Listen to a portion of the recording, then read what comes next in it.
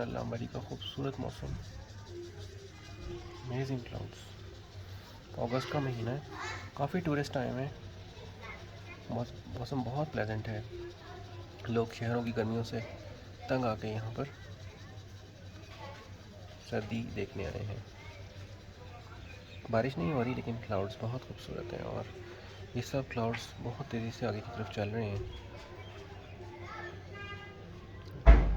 ये रास्ता नीचे की तरफ जा रहा है किसी लोकल एरिया की तरफ। पिंडी पॉइंट है ये और 7 की हाइट्स से ये व्यू नज़र आ रहा है खूबसूरत। सुभान अल्लाह,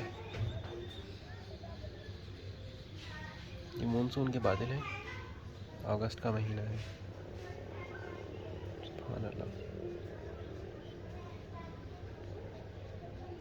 मरी की वादी बहुत ही खूबसूरत है।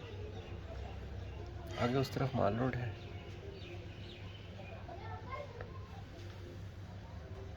देखिए आपको जूम करके दिखाते हैं बादल।